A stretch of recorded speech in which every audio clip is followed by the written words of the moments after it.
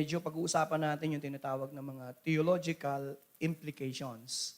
Pag sinabing theological implication, medyo silipin natin siya doon sa medyo implikasyon. Bakit hindi ordinaryong pangalan? Bakit Jesus ang binigay na pangalan?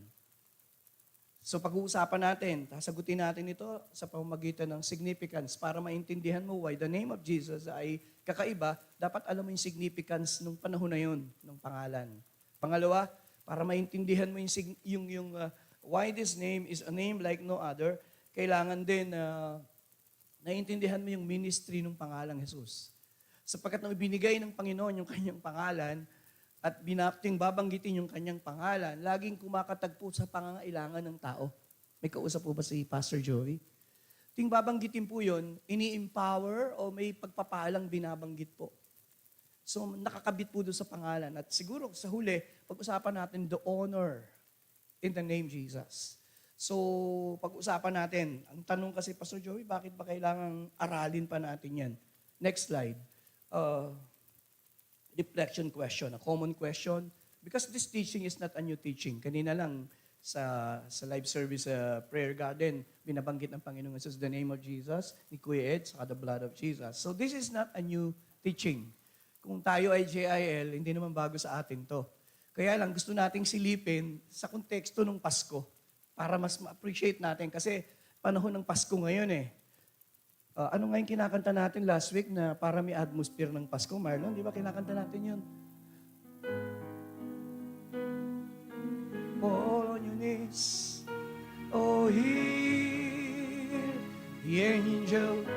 Para lang feeling natin Pasko na. Hindi po kayo makakanta kasi natatakot kayo sa COVID. Oh, night when Christ was born. Oh, night. Oh, night. Oh, night. Born again po ako, dekada 80. At sa JIL, ang pangalang Jesus ay pangkaraniwan na lang nating narinig. May mga awit na humipo ng puso ko bago pa lang akong umaaten sa Arroyo. Ang unang awit, Marlon, Jesus, name above all names, sinulat ni Naida Hearns. Paano nga yung kanta? Yung mga kaedad ko mukhang alam ito. Jesus, name above all names, beautiful say. Salamat po. May mga tatlo akong kaedad dito. Nung panahon na yon, another name ay another song, yung song na Jesus, You're the Sweetest Name of All. Ang composer si Tom Coombs. Madalas kasi, ang gusto lang natin yung kanta, hindi tayo interesado sa composer. Ano nga yung tono ng kanta, Marlon? Jesus, You're the sweetest name of all. Jesus. Aba, pwede pala tayo sa name the tune. Pagkatapos nun, may isang song na sinulat ni Robert Gray. Paborito natin hanggang ngayon. Ang title ay No Other Name. Pagkasabi po, No Other Name. Yung choro lang, pag kinakanta natin, ano yun? No other name of Jesus. No other name but the name. Sa panahon ng dekada 80, basta kinanta yan sa Arroyo High School, naku, dumadagundong 40,000 ba naman yung umaawit eh. Ganun po. So, I fell in love with those songs and I learned, kaya marami po akong natutuhang awit about the name Jesus. Pero bakit natin aaralin ito, Pastor Joey, ngayong umaga? Why there is a need to re-examine His name? Thank you, Marlon. I just call you later. Number one, our faith in and understanding of Jesus is increased. Yun po ang layunin ko. I have read my Bible. The thief cometh to steal, to kill, and to destroy. One of the ways na ninanakaw ni Satanas sa mga pagpapala natin ay sapagkat minsan we lack understanding of the power of the name Jesus. Pag binasa niyo po yung Book of Acts, kung may pagkakataong kayong basahin po yun, alam niyo po kung may isang pangalan na ayaw ni Satanas na marinig at i-preach ay ang pangalang Jesus. Tingnan niyo po yung Acts 4:17 to 18. Nung nagpipreach na po yung mga apostles about Jesus, His death and His resurrection, ang isang ipinagbawal, huwag kayong magpipreach sa pangalang Jesus. Sabi, but to stop this thing from spreading any farther among the people. Book of Acts po yan. Early pagkakataong pinipreach yung gospel. They warned these men to speak no longer to anyone in this. Hindi sila magpipreach sa pangalang Jesus. Ano pong makikita nyo? Doon pa lang sa simula ng church, kung may isang bagay na ayaw ni Satanas na matutuhan ng mga Kristiyano at i-preach ay ang pangalang Jesus. Can you imagine, tumingin po kayo, yun lang yung pangalang nagliligtas, tapos hindi i-preach. May kausap po ba ako? Naku, wala po akong kausap. So alam ni Satan kung maitatago niya sa iyo ang kapangyarihan ng pangalang Jesus, marami siyang mananakaw sa iyo. So yun po yung topic natin. I pray at the end of this short sermon ay mag-increase pa yung faith natin. Sa Bible, ini-encourage tayong hindi lang manampalataya sa Panginoong Jesus. Sa kanyang pangalan. Tingnan natin, John chapter 1, verse 12. Kabisado natin. Pinukot lagi ni Bishop Brother Arian Yet to all who receive Him, to those who believe in His, ano po yung sasampalatayanan? Believe in His, you are encouraged to believe in His name. To believe Jesus, to believe in His name. Yun ang teaching ng Bible. 1 John 5:13. Ano sabi doon? Sa John, 1 John 5:13. I write these things to you who believe in the, pakilakasan po, in the name of the Son of God. Ano pong teaching? Ini-encourage talaga ng Bible na manampalataya ka sa pangalang Jesus. Kasi yung pananalig sa kanyang pag tinanggap mo yung pangalan niya, tinanggap mo yung kanyang persona. Kaya nga tayo nagpag-baptize tayo sa tubig sa pangalan ng Panginoong Jesus. In the name of the Father, the Son, and the... Bakit? Kasi the Lord owns us. He's the real owner. Itinatak sa atin yung pangalang Jesus. God the Father, God the Son, God the Holy Spirit. Nung inulubog ka, kaya Kristiyano, Christian, I am nothing without Christ. Faith and understanding of Jesus. The more na nag-increase yung pagkaunawa ko, nung nakaraan, pag gusto kong reviewin yung prayer, na-excite ako mag-pray dahil nire-review ko yung prayer life ni Jesus. May I encourage you today. Balikan niyo po yung mga teaching about the name of Jesus. At hindi pwedeng hindi mag-increase ang faith niyo. Pangalawa po, bakit gusto nating balikan, i-examine ang pangalang Jesus? For our prayer life to be enriched. Can you imagine, walang ibang pangalan, binigay sa silong ng langit na pakikinggan ng Ama? Sabi ng Panginoong Jesus, whatever you ask in my name, I will do, that the Father may be glorified in the Son. John 14:13 and 14. John 16:24 and 25. Sabi ng Panginoon, hanggang ngayon, hindi pa kayo humihingi sa aking pangalan. Until now, you have not asked for anything in my... Hindi niyo po ba naisip? Bakit pagdating sa pananalangin, walang ibang pangalan na pakikinggan ng Ama maliban sa pangalang Jesus? Sabi ng Lord, ask and you will receive that your joy will be complete. Nais ng Panginoon na masaya tayo. Kaya gusto ng Lord, nagpipray tayo, yung mga desire natin, yung ating mga nilulunggate, magkaroon ng kaganapan. We need to pray. Alam po ninyo, ewan ko kung natatandaan nyo yung kwento, noong 2001, nanalo po sa Amerika si President George W. Bush, at during the inauguration, pinag-pray po si Franklin Graham. At nung siya mag-pray, sabi Kristiyano, pagkatapos mag-pray, sabi, in the name of the Father, the Son, and the Holy Spirit.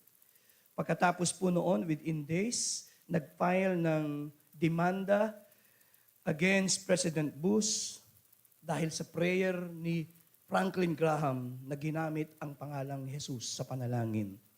At ang sabi niya, yung pangalang Jesus ay unconstitutional because ini-endorse niya ang isang relihiyon ng Kristyanismo. Tumingin po kayo. Can you imagine, nag-pray lang sa pangalang Jesus, idinimanda. Sana naman po huwag mangyari sa Pilipinas yan. Na darating yung panahon sa isang Kristiyanong bansa, hindi tayo pwedeng bumanggit ng pangalang Jesus. We should realize na hanggang ngayon pinag-uusapan yung demandang yun.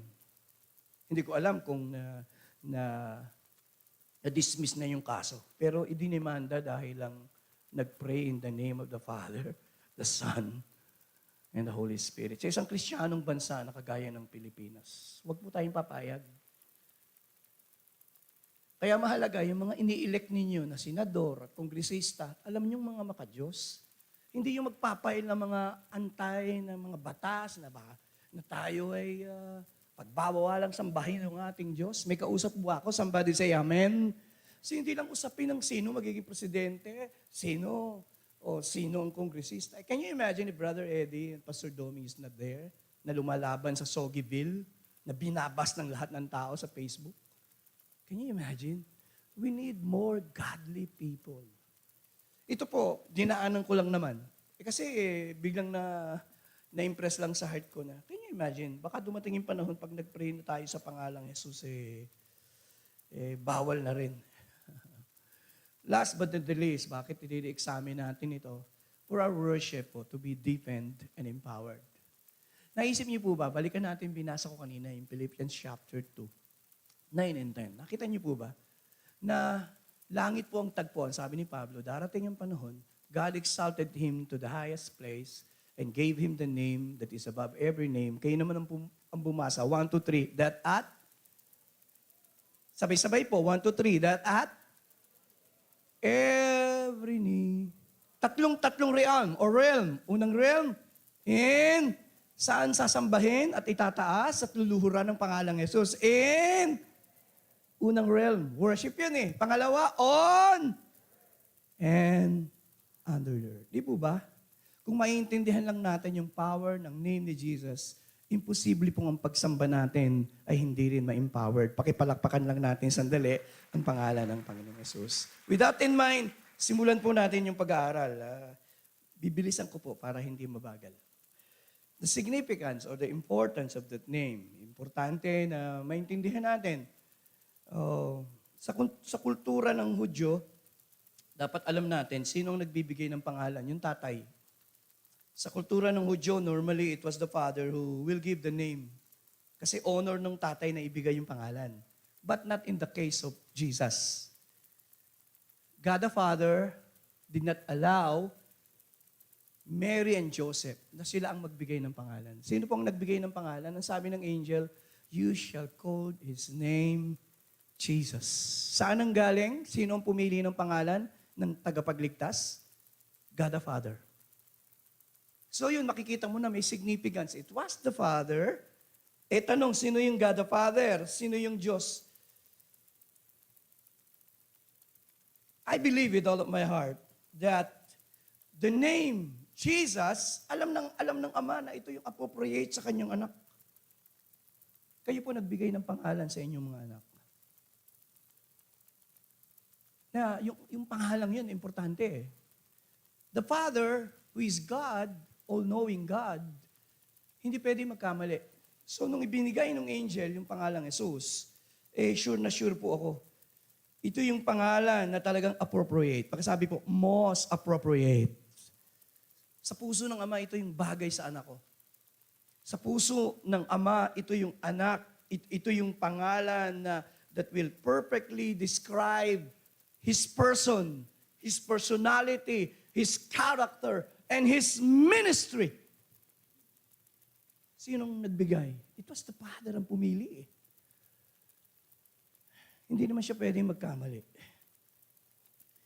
The name Jesus, ito po yung can best represent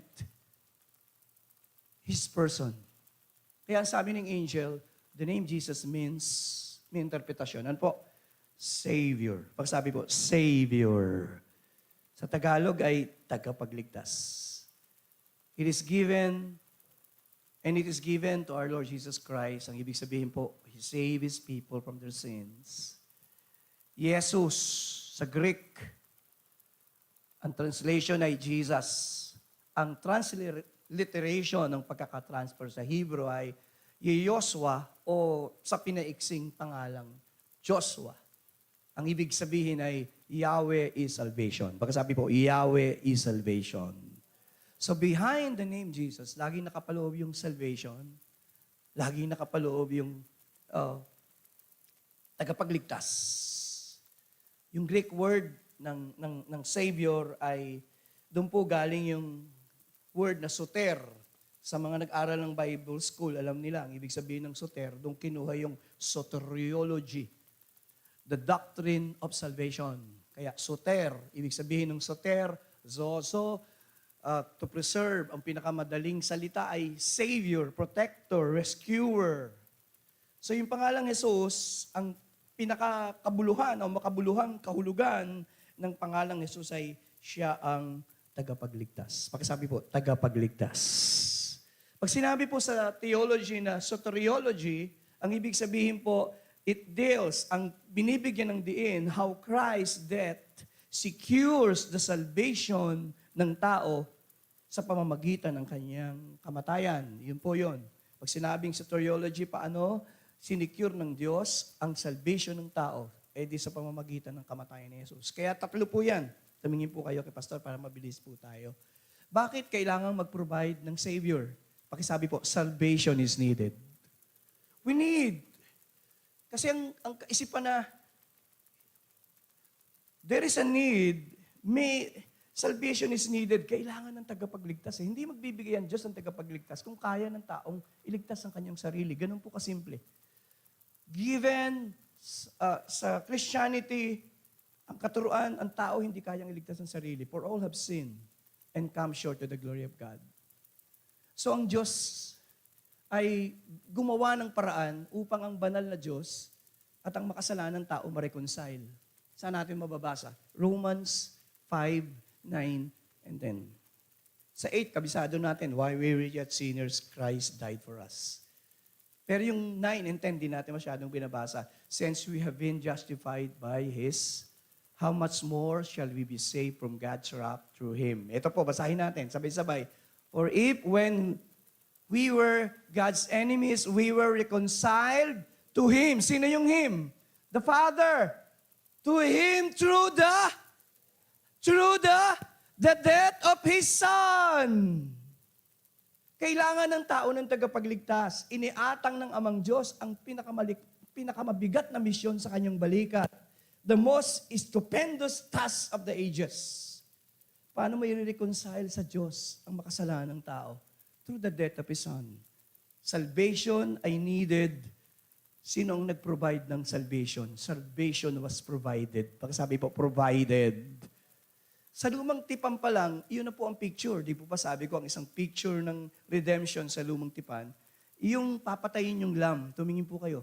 Papatayin yung lamb, kukunin yung dugo. Tanong, saan galing yung ideya na papatayin yung lamb at kukunin yung dugo? Hindi po kay Moses. Hindi rin sa relihiyon. Kanino po galing yung ideya? Sa Diyos. Yung idea ng salvation galing sa Diyos. Kaya yun po yung picture ng cross. Yung mamamatay si Jesus ay hindi po ideya ng tao. Kaya doon pa sa lumang tipang, kukuhanin yung lamb na walang bahid, kasalanan, o dumi, yun ang papatayin. Kukunin yung dugo at i-apply yung dugo para pag dumating yung judgment, yung may bahay na pinahiran ng dugo ay lalampasan at ligtas sa judgment. Ganun po tayo sa bagong tipan. Nang mamatay si Jesus sa krus ng Kalbaryo at tanggapin natin siyang Panginoon at tagapagligtas, yung kanyang dugo ay pinahid sa atin. Hinugasan tayo.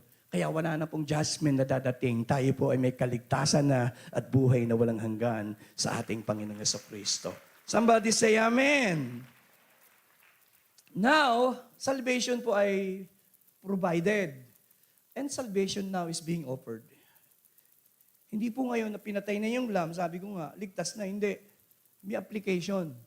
Matapos mamatay si Jesus, ino-offer ng Diyos ang kaligtasan. Kaya, for God so loved the world that He gave His only begotten Son, that whosoever, sino po yung soever? Whosoever, lahat, kung sino. lahat ng taong mananampalataya sa Kanya magkakaroon ng kaligtasan. Kaya yun po yung kahulugan ng pangalang Jesus eh. Siya'y magiging tagapagligtas. Ayoko na pong reviewin yung sinabi ko noong nakaraan. Hindi siya naging tagapagligtas kasi nagpadilat ng bulag, bumuhay ng patay. Siya'y naging tagapagligtas sapagkat siya'y namatay para sa iyo. Siya'y naging tagapagligtas sapagkat itinigis niya ang kanyang dugo. At sabi ng Mark chapter 10, verse 45, anong sabi niya doon? Pakita lang natin bago tayo mag-transition ng ating topic. Even the Son of Man did not come to be served, but to serve and to give His life a ransom. Yung kabayaran, yung kanyang buhay eh. So, yun po yung meaning eh. So, pag pinag-usapan natin yung pangalang Jesus, siya yung tagapagligtas, sapagkat siya lang yung nakapag-reconcile sa magkahiwalay na Diyos at tao dahil sa kasalanan. Nung siya'y mamatay, yun yung way ng Diyos para i-reconcile ang tao sa Kanya through the death of His Son, Jesus Christ. Kaya po yung pangalang Jesus, hindi na lang Jesus nung siya'y mamatay, libing, tumingin po kay pastor, mas kuminang, mas kumintab, mas nagkaroon ng new meaning. Kaya eto po, tingnan niyo yung mga pangalang mababasa niyo sa Bible. Actually po, ang dami pong pangalan patungkol kay Jesus. Next slide, please. Lord and Savior Jesus Christ. Madalas hindi na Jesus. Lord Jesus Christ. The Savior Jesus Christ. Yan pong mababasa nyo. Jesus Christ our Savior. The Savior of the world. Prince and Savior. Our great God and Savior Jesus Christ. Bakit nagkaganyan? Nung mamatay si Jesus at muling mabuhay, noon nila na-realize kung sino si Jesus. Kaya kita nyo po, hindi natin basta binabanggit yung Jesus. Sinasabi natin, our Lord Jesus Christ. Our Lord God. We don't just mention it. Mas nagkaroon ng higit na naningning. Tumingin po kayo, habang pinag-uusapan natin ito, hindi na po mamamatay si Jesus. Na ano ang posisyon niya sa langit? Siya'y nakaluklok na sa kanang Ama. Napaka-glorious na ng kanyang posisyon. Minsan, pag binabasa mo yung Bible at tinuturo si Jesus, ang feeling natin, mamamatay pa rin siya. Hindi na eh. Nasa exalted position na siya. Pangalang mataas sa lahat ng pangalan. Somebody say Amen. Hindi na siya ordinary name. Dinaanan niya na lahat ng hirap at sakit at itinaas siya ng Diyos. Mataas na pangalan. Okay, punta po tayo sa kadugtong. Significance. Why? Bakit importante yung pangalang ito? Una, because it is a name selected by, pakisabi po, selected by the Father. Ang amang Diyos ang pumili. His name is the highest, the brightest, the noblest of names. I believe, sa ipinanganak, tayo naman mga ipinanganak eh, sa ipinanganak ng tao, ang sabi nila, walang ibang pangalan na higit na mas noble, noblest, brightest, higit sa pangalang Jesus. I was given the chance to preach one time doon sa isang bansa po, sa Middle East. And bago po ako mag-preach, nagpipray ako. Sabi ko, Lord, dito sa Middle East, may iba't ibang Diyos silang sinasamba. If you will allow me, Lord, pagtayo ko ng pulpit, isang pangalan lang ang itataas ko at iyon yung pangalan mo. So pagtayo ko ng pulpit, madalas mo mahilig tayong kumanta eh. And then I invited the people to stand up and sing. Because sa UAE, yun po yung sentro ng Muslim eh. And now you have a chance to exalt the name of Jesus. Brighter than all the stars of heaven, a worship is for you alone. Throne of praise. Para po mga bituin eh, di ba? Ang mga bituin, iba-iba po ang ningning.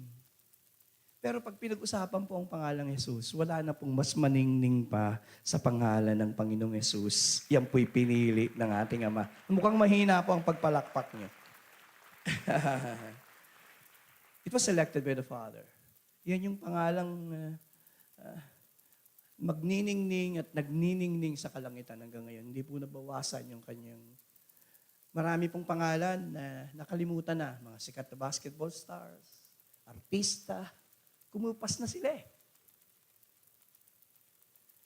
But the name of Jesus, hanggang ngayon, nagniningning. Meron siyang enduring power.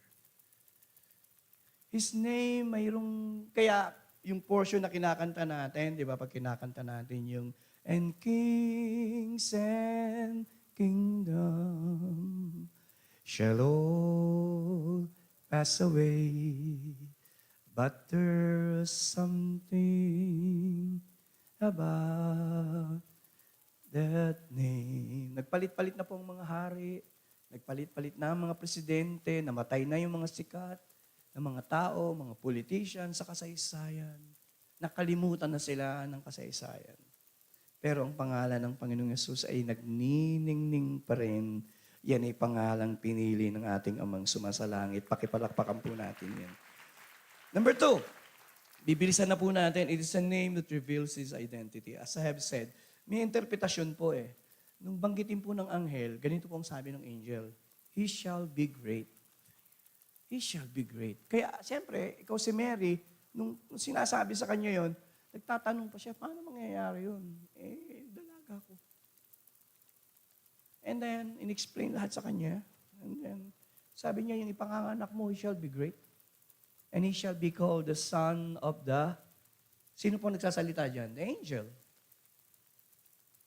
And the Lord God shall give him the throne of his father David. Sa mga Hudyo, alam nila yung ibig sabihin, the throne. Si David yung pinaka-most powerful king ng Israel. Sa future, binabanggit na, kaya si Jesus is son of David. The throne of David will be given to him. Future po yun eh. Millennium po yan eh. 1,000 taon na paghahari ni Jesus. Can you imagine? Advance sa sinasabi ng angel. Siya yun. At sabi po doon, and he shall reign over the house of Jacob forever. And His kingdom, there shall be no end. Kaya pag kinakanta natin, and His kingdom rule, and His kingdom. Di po ba? Alam natin yan eh. His kingdom, it reveals His identity. So when we talk about the name Jesus, binabanggit po yung kanyang identity. Sabi po, for unto you is born this day the city of David, Savior, which is Christ. Pagkasabi po, Savior, binanggit na natin, Christ the Lord. So His identity, binanggit po, nakatago po kasi, ang alam lang ng mga tao, ito po, tumingin po kay Pastor, siyempre, nung sinasabi po ito, si Mary lang ang kausap, hindi naman lahat ng tao. Ngayon po ito, nakikita na natin kasi revelation na ng Bible. Kaya nung siya lumalaki sa kanyang lugar, alam lang nila, it's just an ordinary Jesus. Itong mga to na revelation nito, hindi po nila alam. May kausap po ba ako? Somebody say amen. Now you know. Kaya sa mata nila, si Jesus Christ, isang ordinaryong bata na lumaki. Isang ordinaryong persona na nandun. Pero nung siya isilang, nung unang marinig yung pangalang Jesus, kasama po doon yung interpretasyon, sino si Jesus Christ. Nandun po yung identity. Pangatlo po, bago tayo pumunta sa pangalawa. It is a name that discloses His mission. Yung pangalang Jesus po ay, sabi ko nga po, yung God's plan of redemption ay iniatang ng Amang Diyos sa kanyang balikat. Sabi ko po, last Sunday, John 4:34, sinasabi ni Jesus, my meat is to do the will of my Father who sent me and to finish His work. Inire-reveal ng kanyang pangalan, yung kanyang mission. May mission po siya, yung binanggit ko, i-reconcile niya ang makasalanan ng tao sa isang banal na Diyos through His death. Alam niya po yun. Nire-reveal ng pangalang Jesus, yung tinatawag po na the works of redemption. And it deals with what He has done. And Christ came, yun po ang dahilan, yun po ang talagang dahilan bakit siya ipinanganak ng araw ng Pasko. It is a name that discloses His mission. Mababasa po natin 1 John chapter 3 verse 5. Pastor, ano ba yung mission niya? He came to be ours, pakisabi po, sin bearer. Ako wala na po ang kausap, pakisabi po, sin bearer. Sabi po that, you know that He appeared that He might take away our sins. In Him, there is no sin. Siya po yung magpapasan ng kasalanan. Pangalawa, siya po ang magiging atoning sacrifice ng tao. 1 John chapter 4, verse 10. This love, not that we love God, but that He loved us and He sent His Son to be our atoning sacrifice for our sins. So, nakatago sa pangalang Jesus yung kanyang ministry. He will be the sin bearer. Siya din yung magiging perfect sacrifice para pawiin ang kasalanan ng tao. May usap pa po ba ako? Somebody say amen? Kaya yung susunod na verse, chapter 4, verse 10 yan. Pagdating sa verse 14, pinakikilala siya ni John. Ang sabi ng 1 John chapter 4, verse 14, sabi po, and we have seen and testified that the Father has sent His Son to be the Savior of the Savior of the world. So makikita nyo, yung mission ni Jesus, nire-reveal ng kanyang pangalan, yung pangalang Jesus. Hindi po nagkataon nang dumating si Jesus at nagpapabautismo, John 1:29, bago po tayo mag-transition. I will ask Marlon to sit in the piano. We close in 10 minutes. Sabi ng 1 John, ang John 1:29, the next day saw Jesus coming toward him and said, "Look, the Lamb of God who takes away the sins of the world." So pinakikilala niya si Jesus Christ, who is the Lamb of God. Pagkasabi po, Lamb of God. Yun yung napansin, ang dami niyang pangalan. Lamb of God, King of Kings, Lord of Lords, Alpha and Omega. Bakit ang dami niyang pangalan, Pastor? Kasi hindi po siya kayang i-describe ng isang pangalan. May kausap po ba ako? May kausap po ako? Iba-iba po yung pangalan niya. He's the Rose of Sharon. He's the fairest of 10,000. Pag binasa niyo po yung scriptures, 900 names and titles was given to Him in the Bible. Pero yung pinaka nagniningning na pangalan na yung pangalang Jesus. At tuwing binabanggit po yung pangalang Jesus, ang daming nakapaloob doon. Pag sinabi niyang, I am the bread of life. Can you imagine? I am the light of the world. I am the light and the resurrection. Jesus, nagpapakilala siya sa iba't ibang pangalan. Anong mabigat doon? Pangalan ng Diyos na lumang tipan yun. Yung I am. Yun yung pangalang ibinigay ng Diyos kay Moses. Sabi niya, anong pangalan mo? Baka tanungin ako eh. Sabi niya, sabihin mo sa kanila, I am. I am what I am. Kaya yung mga nagsasabing hindi siya Diyos, ang sinasabi ko, bakit gagamitin ni Jesus yung pangalan ng Diyos sa lumang tipan kung hindi siya Diyos? Are you listening? You will not use the name of God if you are not God. I am the way, the truth, and the life. Kaya nung ginagamit niya yung mga pangalan na yun, nagugulo sila. Punta po tayo sa pangalawa. When we read the scriptures, the ministry of His name, dito mag-concentrate po tayo ng ilan. Kaya po nyo 15 more minutes. The ministry of His name. Pag sinabi pong ministry, ang ibig ko lang sabihin, sabi ko po, nung ibinigay ng Panginoon yung kanyang pangalan, grace po ng Diyos yun eh. His name is His gracious ministry to His people. Nung binigay niya yung pangalang Jesus, yun ay magmi-minister sa pangangailangan ng tao. Halimbawa, victory guaranteed in His name. Namangha ang mga alagad. In-empowered po sila ng Diyos eh. Si Jesus Christ po ay binigyan sila ng kapangyarihang magpalayas ng mga demonyo at magpagaling ng mga may sakit. Basahin muna natin Matthew 10, verse 1. Can we show that? Matthew 10, verse 1. And He called His disciples to Him, and He gave them, pakibasa po natin sabay-sabay, 1, 2, 3. He called His disciples to Him and gave them, pakisabi po, authority to spirit and to heal every disease and sickness. Pwede po tayong tumingin. Pakisabi po, supernatural. Yung magkasaut po ba ng demonyo, natural? Yung yumuko yung mga demonyo, pag binanggit mo yung pangalang Jesus, that is not ordinary. That is supernatural.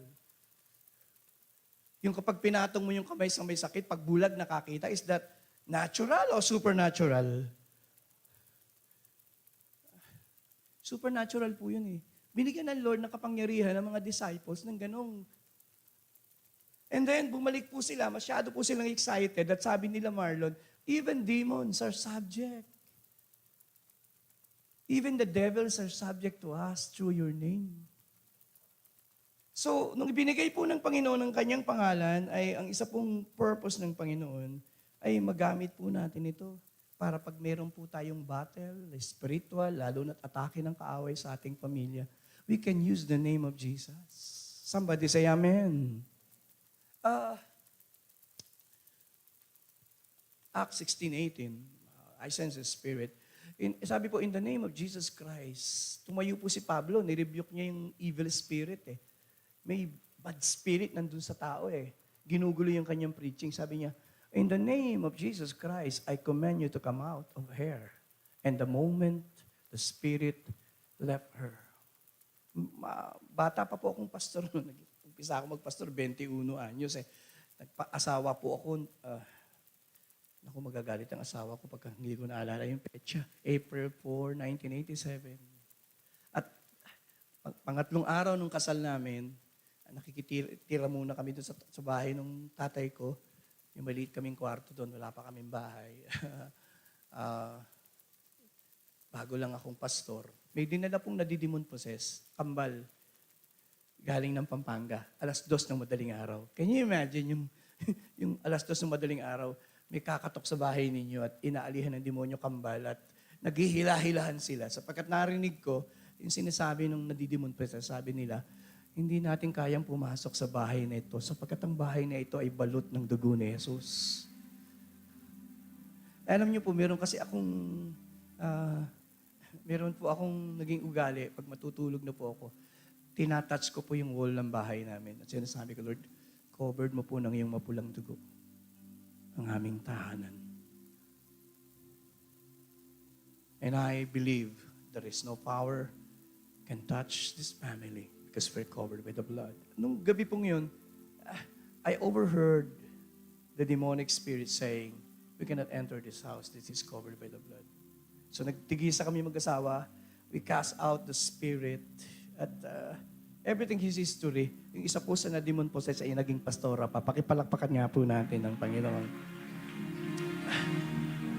One day, sa isa sa mga service dito sa Green Hills, may umattend dito na kinakrush yung ating service. Hirap na hirap magpakanta, hindi ko matandaan kung sino yung nagpapakanta eh. Pagtayo ko ng pulpit, ang tawag po, pagkasabi po, word of knowledge. Minsan po may gift, supernatural yun eh. Word of knowledge. Pag sinasabi ko, somebody is being healed right now, word of knowledge po yun eh. Yun po ay supernatural gift of the Holy Spirit. Minsan po nag-ooperate tayo nun madalas sa pulpito. Lalo na kung may word of knowledge. Narinig natin si Ate Dory dati, si Pastora Presi, madalas sinagawa niya yun. Ang tawag po doon ay word of knowledge and word of wisdom. And that night, nag-offerate, sabi ko, someone is here, you attended the service, not to join us in service, but to curse the service. And true enough, after the service po, lumapit doon sa likod. Sabi niya, alam mo, nung pumunta ako rito sa service niyo, ang yabang-yabang ko. Kasi ang alam niya, yung kapangyarihan ni Satan ang makapangyarihan eh. Ba't nung magsimula na kayong kumanta ng Jesus, Jesus, Jesus, Jesus, Jesus, there's just something about. Sabi niya, nung nagsimula na kayong ilagay yung pangalang Jesus sa inyong bibig, tuwing binabanggit niyo yung pangalang Jesus, nakikita ko may lumalabas na apoy sa inyong mga bibig. At sa kabuuan ng service, tuwing babanggitin niyo yung pangalang Jesus, nanghihina ako. Then, at the end of the service, I realize na may higit na makapangyarihan sa gawa ng kadiliman. At iyon ay yung pangalang Jesus. Put that name on your lips this morning. Jesus, like a fragrance after the rain. Can you put that name on your lips now? Just Jesus. Oh, I sense the anointing. Let all heaven, let all heaven. Taas nga po ang kanang kamay. Sasabihin lang natin. And kings and kingdom shall all. Oh, thank you, Holy Spirit. One more time. Can you put that name on your lips this morning? Yo, Jesus. Louder. Jesus. Jesus. There's just something about that name. Oh, He's Master, Master, Savior, Jesus, like a fragrance after the rain. Oh, Jesus, Jesus, Jesus. Let all heaven and earth proclaim, and kings and kingdoms, yes, king and kingdom, they shall all pass away, but there is something. Sa context po ng Bible, sa Gospel, maging sa Book of Acts, paulit-ulit po yan eh. Doon po sa Acts 19:11-12. Ang ministry po ni Pablo, pakisabi po, supernatural. Puno po ng supernatural eh. Kaya sabi niya, my preaching is not with enticing words of man's wisdom. I believe what we need, the church today, sa 2021, hindi natin mapupulpil ang calling ng Diyos, ng church. Kung hindi nandun yung supernatural power ng Diyos eh. Si Jesus Christ, ang unang ginawa po niya, hindi mag-perform ng miracles eh. Ang unang ginawa po niya, nagpabaptize and receive the power of the Spirit, John 1:32. At nung siya mamatay, libing at muling nabuhay ang mga alagad, excited to preach. Pero the Lord, hindi sila pinahintulutan. Sabi ng Lord, Luke 24:49, but tarry in the city of Jerusalem until you are endued with power from on high. Pakasabi po, power from on high. That is the supernatural. Yun ang dahilan po eh. Si Pablo po, supernaturally empowered. Kaya sabi ng Acts 19:11-12, ang dami niyang ginagawang miracle. Pakita natin yan, Acts 19:11. God did extraordinary miracles through Paul. Ilang taon na po yung lumipas. Even yung kanyang handkerchief, kapag na-touch ng mga may sakit, gumagaling. Supernatural po ba yun? Naku, wala po akong kausap. Magpipray po ako sandali. Impress lang ng Lord. Somebody is suffering unusual pain mula po rito sa inyong, dito po sa buto nyo rito sa inyong. And may I ask you to just lay hands kung ang masakit po sa inyo yung batok nyo hanggang dito po sa inyong spinal cord.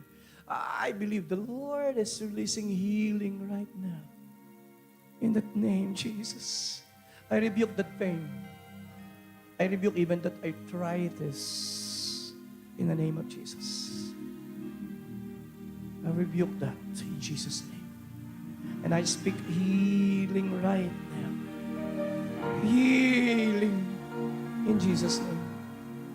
In Jesus' name. In Jesus' name. I believe ang 2021 po ay magiging season ng supernatural.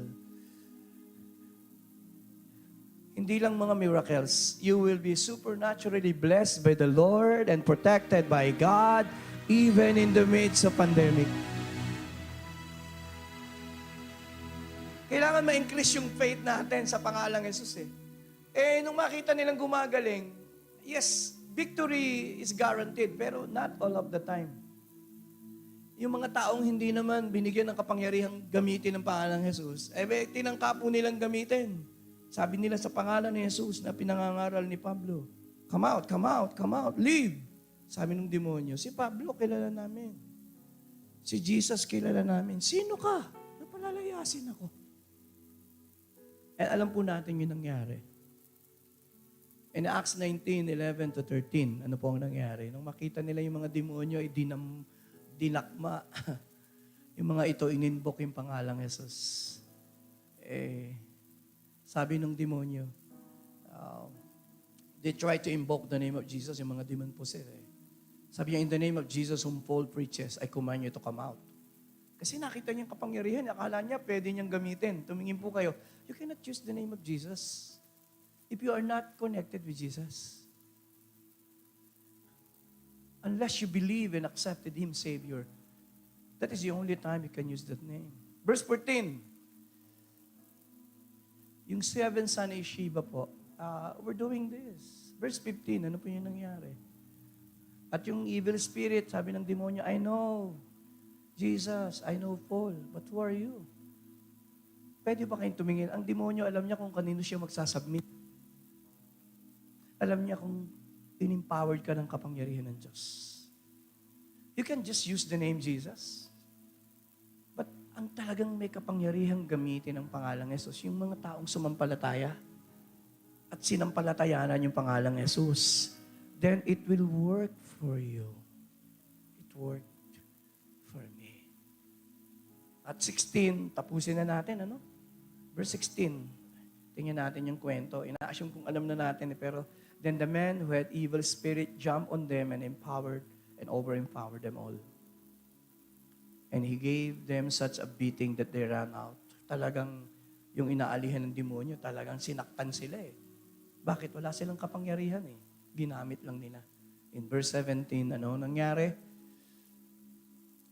When they became known to the Jews and Greeks living in Ephesus, they were all seized with fear. And the name of our Lord Jesus Christ was all held in high honor. Nakita nila hindi basta pwedeng gamitin ang pangalang Yesus. Ang binigyan lang noon ay mga tunay na anak ng Diyos. Pakipalakpakan po natin ang Panginoon for that. Naku, mahina po ang palakpak natin. Pangalawa po, the ministry of the name Jesus. Signs and wonders, miracles were done through His name. Ang prayer ng mga disciples, nung pinagbabawalan silang mangaral, sabi nila, Lord, loobin niyo na these miraculous signs accompany those who believe. Sabi ng Panginoon, loobin po ninyo na sa pangalang Jesus. In the name of Jesus, ay magawa namin yung mga miracle. Ayan po, 30. Stretch out your hand to heal and perform signs, wonders through the name of our Holy Servant Jesus. Yan po prayer ng mga disciples. Loobin po ninyo na sa inyong pangalan. Yan po yung unang mga natutuhan ko. Narinig ko sa teaching ni Brother Eddie.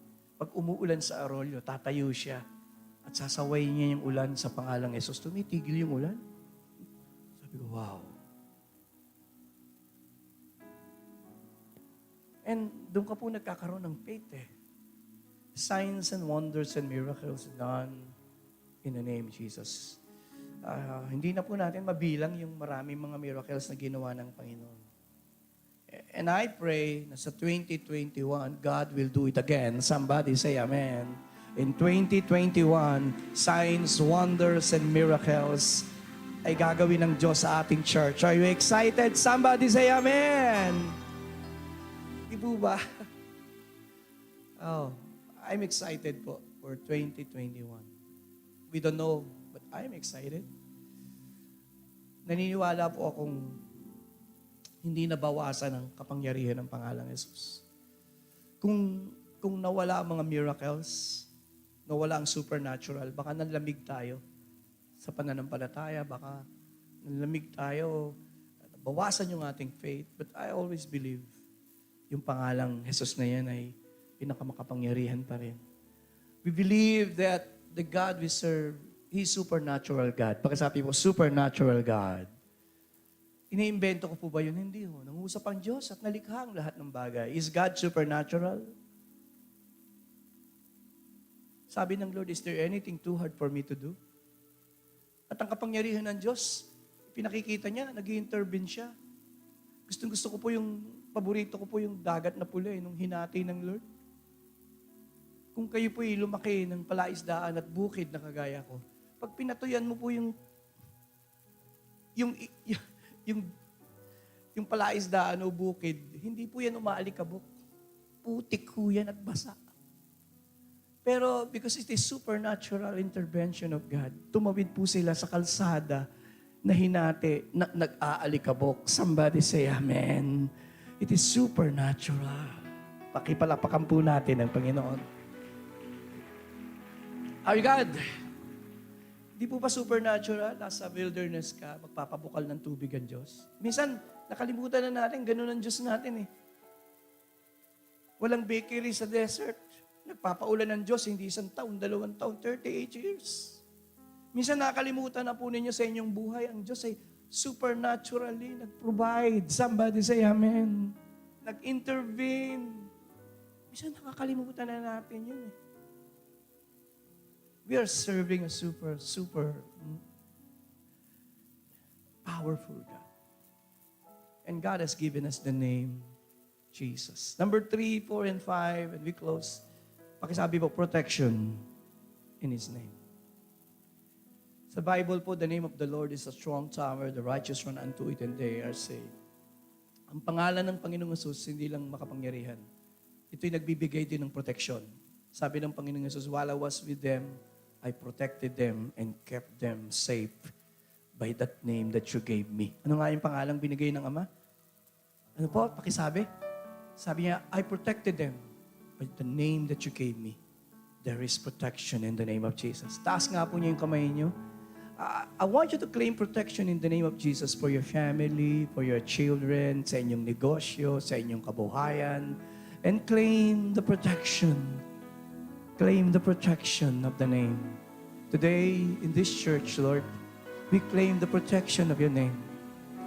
No works, no maneuvers, no lies, no evil shall prevail. In the name of Jesus, we have complete protection. In the blood of Jesus. In the name of Jesus. In the name of Jesus. Oh, thank you, Lord. Babaan nyo nga po yung kamay niyo sandali. Pag nagdadrive po kayo, nagdadrive kayo lagi, patong nyo na yung kamay niyo. Sabihin niyo, Lord, I claim the protection of your name.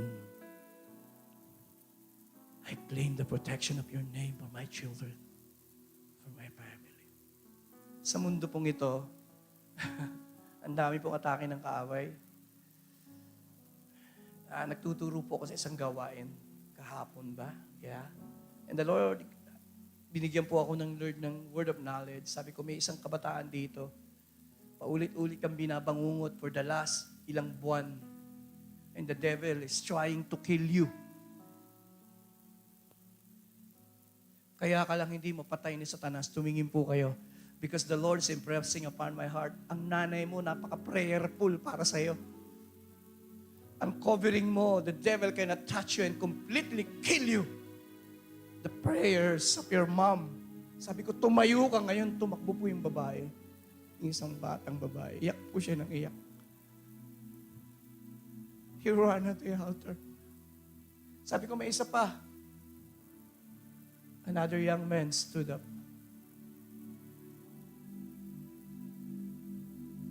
I want you to know the thief cometh to steal, to kill, and to destroy.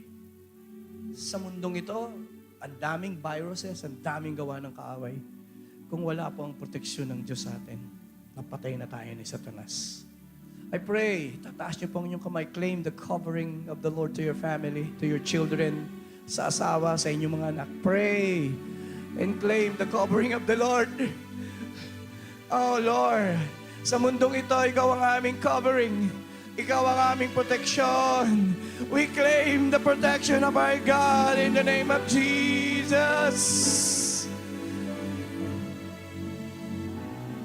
There is healing in your name. There is power in your name.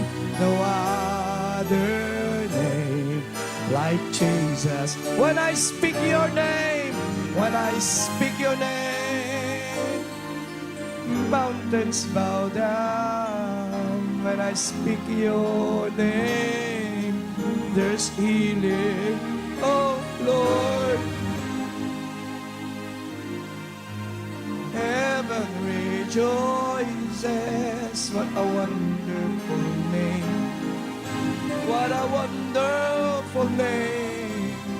What a wonderful name.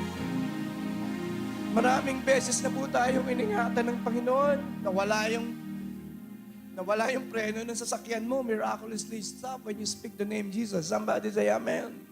Someone is trying to do evil and you speak the name Jesus and he will stop. There is protection in the name Jesus. The next 10 seconds, let us magnify His name today in our midst. We clap our hands. Woo! The ministry of His name.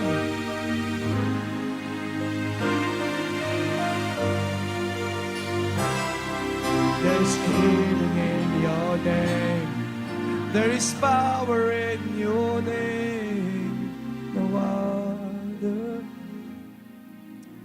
Tapusin na po natin. Pang-apat, alam na po natin, answered prayer in His name. Binigay ng Lord sa atin yung ministry when we pray in the name of Jesus. Again, John 14, bago binanggit yung 13, siyempre binanggit yung 12. Kanino binigay yun? Tingnan natin John 14 verse 12. To those who believed. It's useless to use the name Jesus if you don't have faith. Sabi niya, I tell you the truth, anyone who has faith in me. And then sa kanya binanggit yung 13. Ang mag-release po ng kapangyarihan sa pangalang Jesus ay yung pananampalataya rin natin sa Kanya. Answered prayer in the name of Jesus. Panlima, last na po, salvation in His name. May nagtanong sa akin, sabi, Pastor, bakit ang salvation sa pangalang Jesus lang? Sabi ko, hindi natin inimbento yon. Teaching ng Bible yon. 5 dahilan, bakit ang salvation sa pangalang Jesus? Because Christ alone was conceived by the Holy Spirit and born of a virgin. Bakit kailangan ipanganak ng birhen? May kinalaman sa salvation niya yun ng tao para hindi mabahiran ng kasalanan. Siya lang ang pinanganak ng virgin 2, Christ alone is God incarnate. Siya lang yung Diyos na nagkatawang tao. In the beginning was the Word, and the Word was with God. And verse 14, and the Word became flesh. Bakit siya lang ang pwedeng maging tagapagligtas? Christ alone lived a sinless life. Siya lang ang nabuhay na hindi nahipo ng kasalanan. Kaya yung kanyang buhay, pwede niyang ihandog, Marlon. Yung kanyang dugo. Kaya kaya niyong hugasan ng kasalanan natin. It's sinless. It's perfect blood. Hindi nga kayang tingnan ng demonyo yung dugong yun.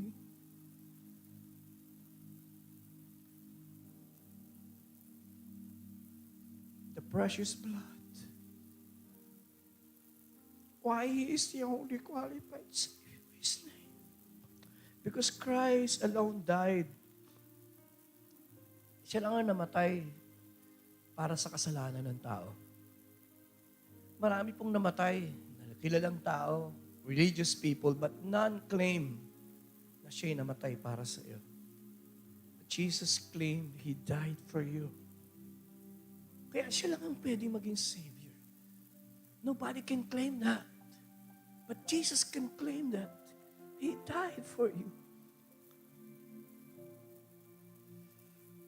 Why is the only Savior? Sa pangalan niya lang, Pastor. Because Christ alone rose from the dead. Siya lang ang bumangon mula sa mga patay upang patunayan na siya nga ang anak ng Diyos at siya'y buhay na tagapagligtas. He is our living Savior. I need to close. I sense the anointing. Last na po ito. The honor of His name, as I have said. Pag binabanggit yung pangalang Jesus, wala na siya sa pasabsaban. Tingin po kay Pastor, wala na rin siya sa krus. Nasaan na po siya? Tinaas siya ng kanyang ama, Marlon. At binigyan ng pangalang mataas sa lahat ng pangalan. Binigyan ng honor ng ama. Binigay sa kanya yung pangalang mataas sa lahat ng pangalan.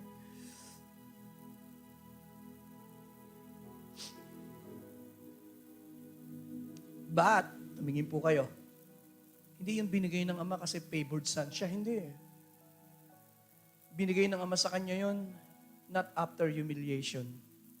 Nung siya magpakumbaba.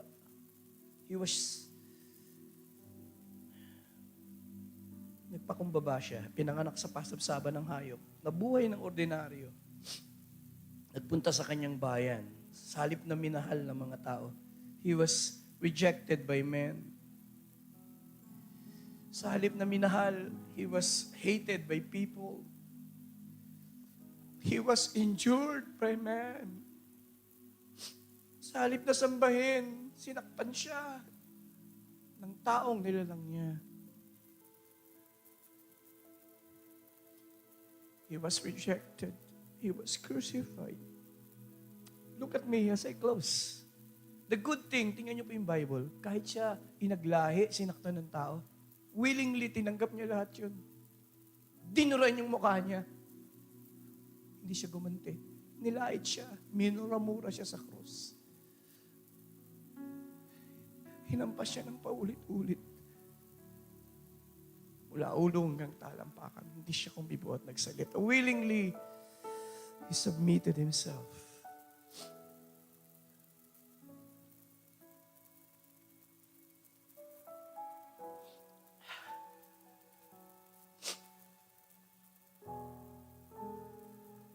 Kaya naman, in-honor siya ng kanyang ama.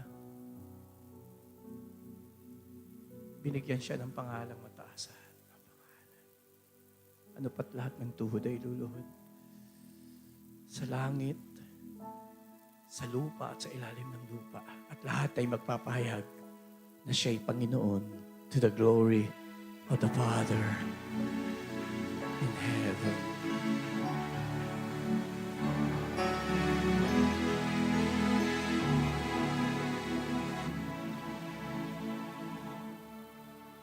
The honor of His name. Tatlong bagay. Ang dami ko pong gusto sabihin, Vice and anointing. I don't like to miss 3 things. Make sure that our own lives honor His name. Hindi lahat ng tao i-honor ng Panginoon. Pero tiyakin natin, sa sarili man lang natin, we honor the Lord. 2, teach our family, our children to honor the Lord. Make sure that we honor Him in our prayers, in our worship, in our songs.